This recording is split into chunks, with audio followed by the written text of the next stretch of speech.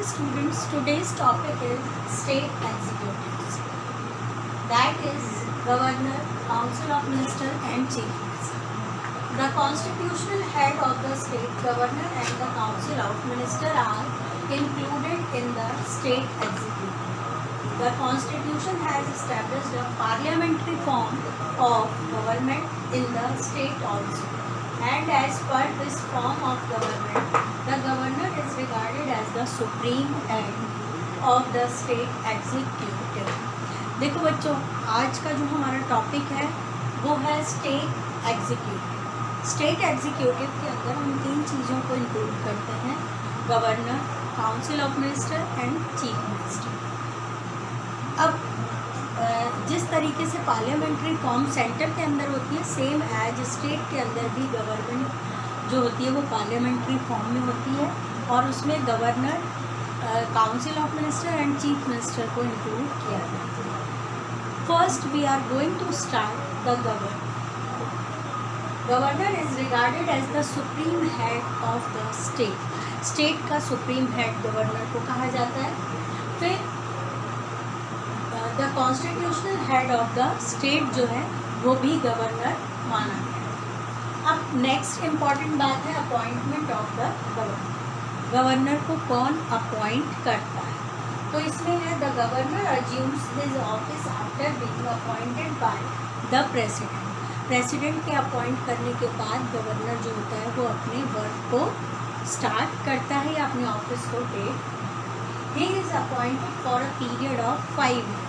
5 साल के लिए वो अपॉइंट किया जाता है।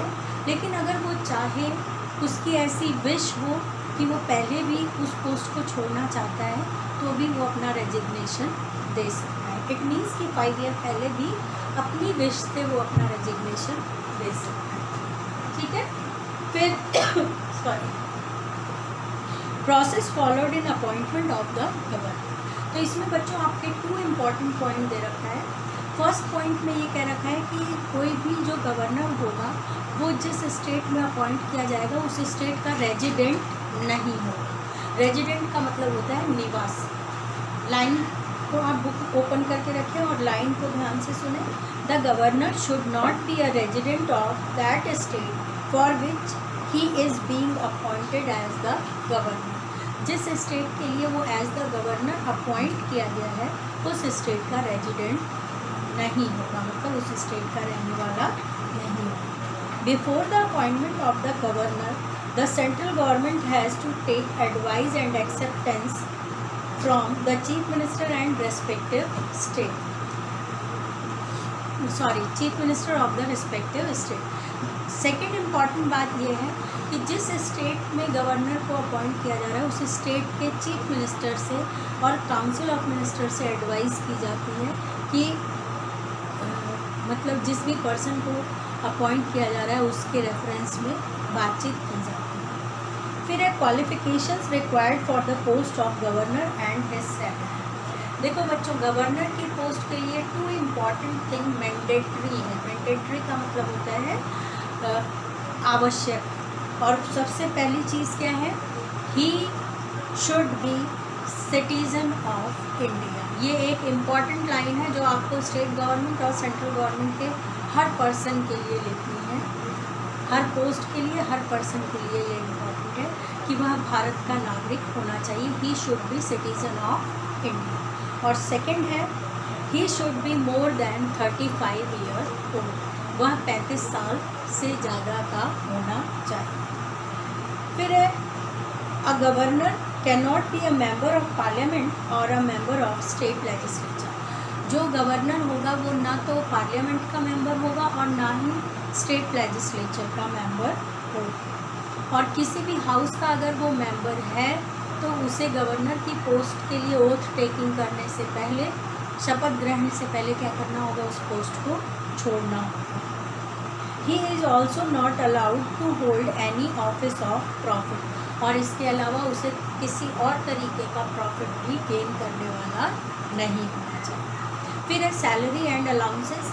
सैलरी में बच्चों 1,10,000 तो कैश पेमेंट मिलता है इन्हें। इसके अलावा इन्हें बहुत सारे अलाउंसेस और फैसिलिटीज़ मिलती हैं। अलाउंसेस का मतलब होता है भत्ते वगैरह जो मिलते हैं ना इनको गार्डनर मिलता है, रेजिडेंट मिलता है, गाड़ी के लिए कार अलाउंस मिलता है, मतलब डीजल पेट्रोल का पैसा मिलता है, और भी मेडिकल फैसिलिटीज़ वगैरह मिलती हैं। तो वो 1,10,000 तो कैश होता है, और उसके अलावा इनको लाखों के फैसिलिटीज़ मिलती हैं। बहुत सारे इनके वॉशरमैन, धोबी और कुक वगैरह सब इनको फ्री होता है। तो ये सब जो है वो इनकी फैसिलिटीज़ और अलाउंसेस कहलाते हैं। इसके अलावा ये जो फैसिलिटीज़ और अलाउंसेज हैं पार्लियामेंट्री लॉ के अकॉर्डिंग इन्हें दिए जाते हैं।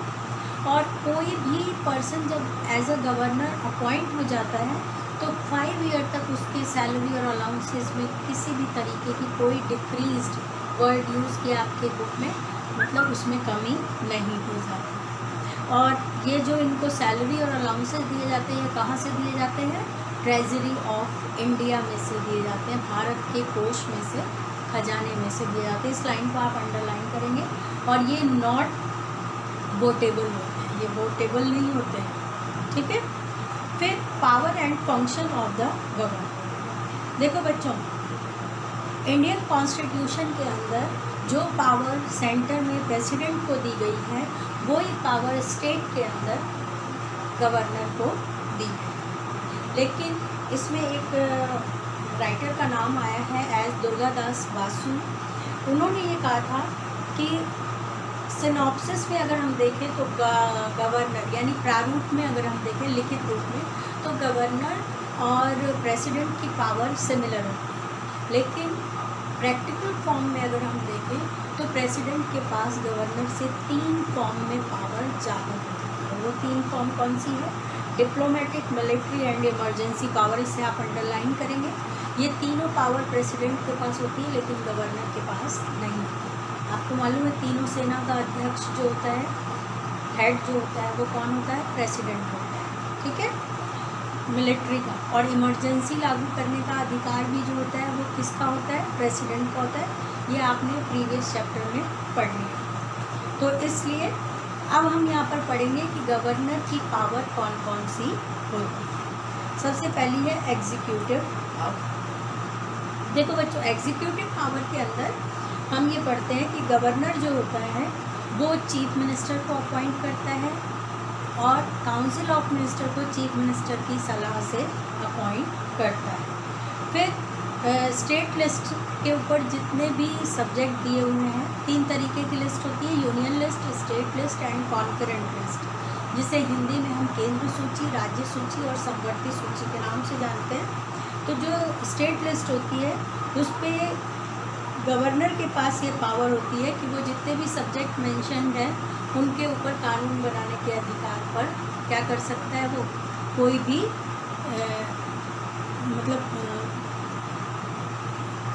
The executive power of governor extended up into the subject mention in the state list regarding the subject present in the concurrent list, यानी समवर्ती सूची और मतलब जिसमें यूनियन और स्टेट दोनों को अधिकार है, और स्टेट लिस्ट, इन दोनों के जो सब्जेक्ट होते हैं उनको एक्सटेंड करने का जो राइट होता है वो गवर्नर के पास होता है। इसके अलावा मिनिस्टर्स के बीच जो वर्क का डिवीज़न होता है वो भी करने का काम किसका होता है?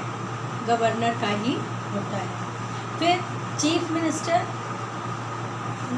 वो इन्फॉर्मेशन लेता है चीफ मिनिस्टर से किसके बारे में?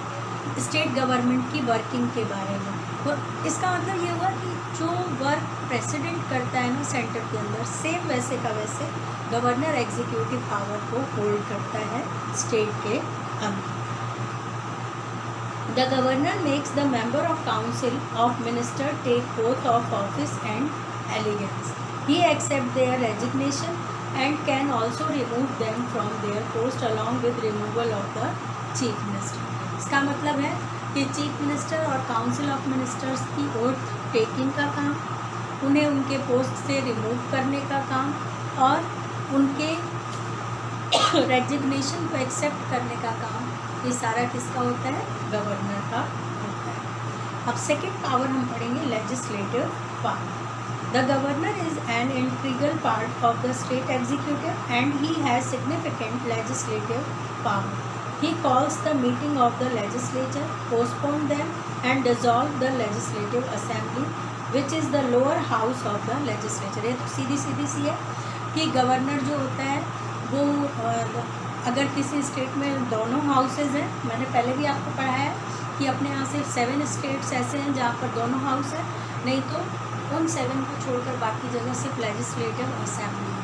तो जहाँ पर सिंगल हाउस है वहाँ सिंगल हाउस की, और जहाँ डबल हाउस है वहाँ डबल हाउस की मीटिंग्स को प्रिसाइड करता है, बुलाता है, उन्हें डिसॉल्व कर सकता है, पोस्टपोन कर सकता है, और साथ में ही वो क्या कर सकता है,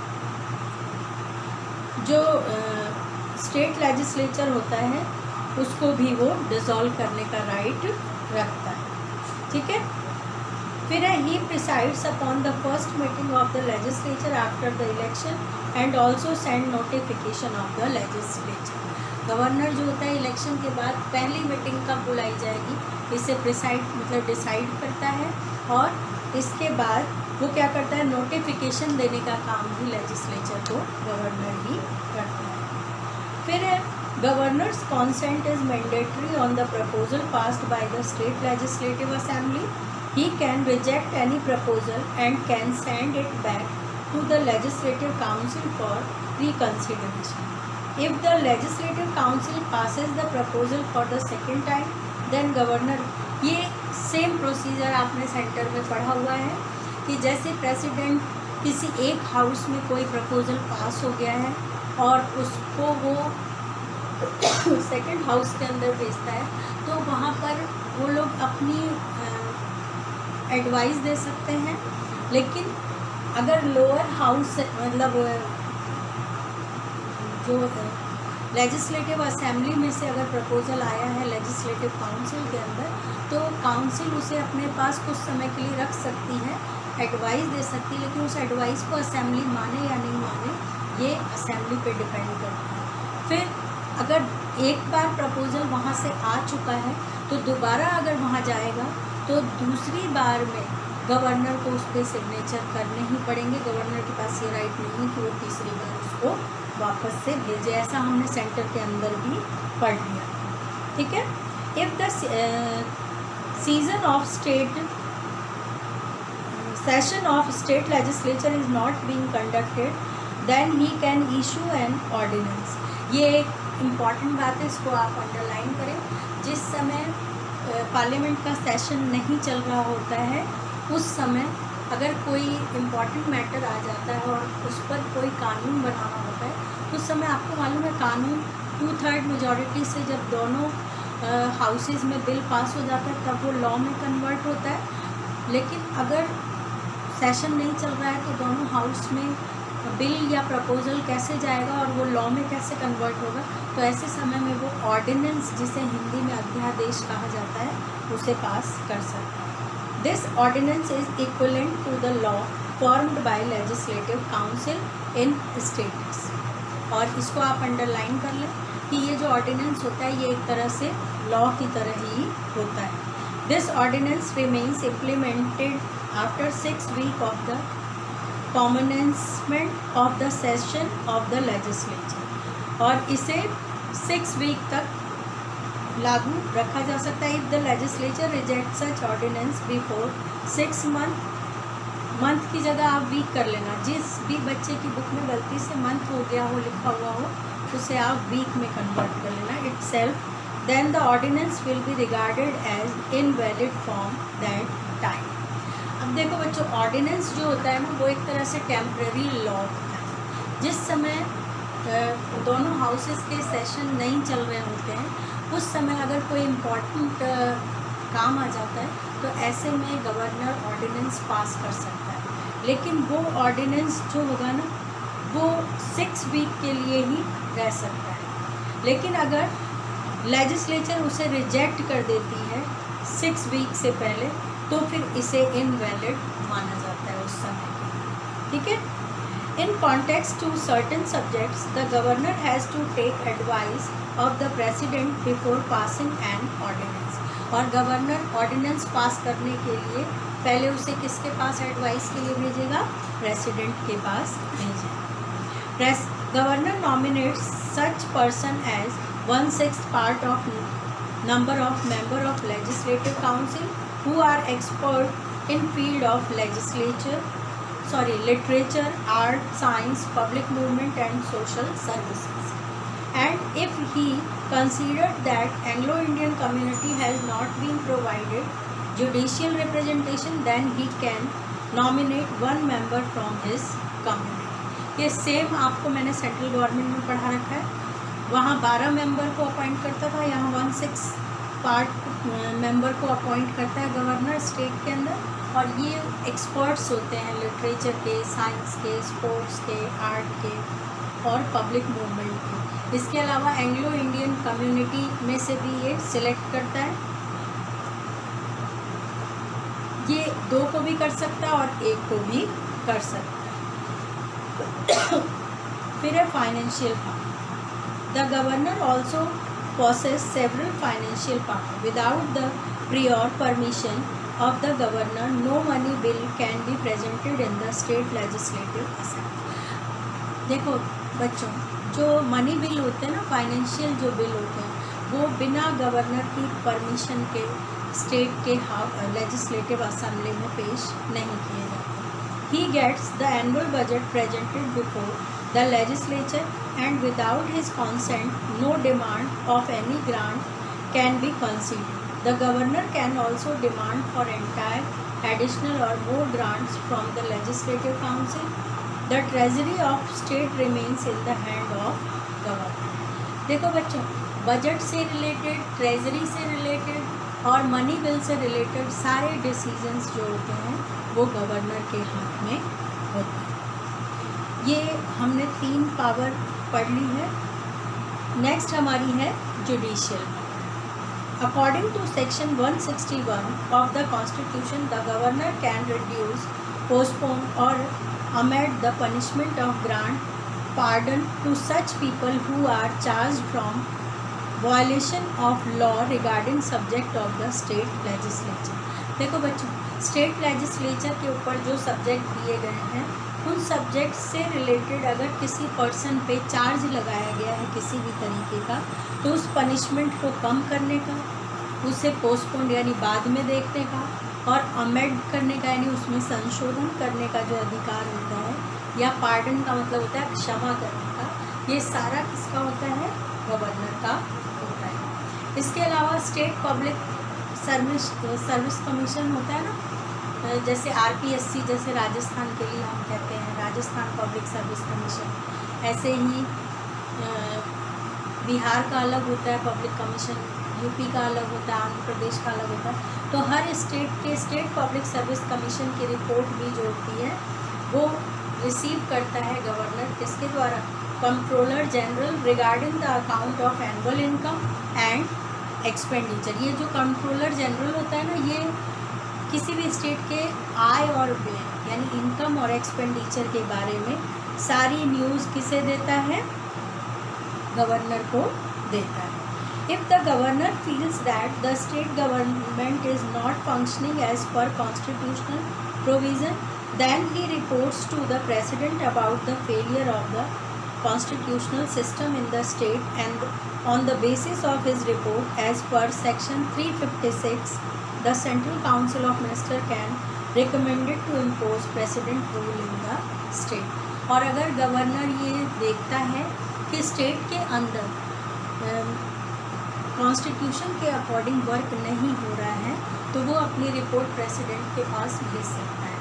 और फिर किसी भी स्टेट में according to section 356 central council of minister जो है वो रिकमेंड कर सकते हैं, यानी सेंटर के मिनिस्टर रिकमेंड कर सकते हैं कि स्टेट के अंदर प्रेसिडेंट का रूल लागू कर दिया जाए। इसे आप अंडरलाइन कर लेना।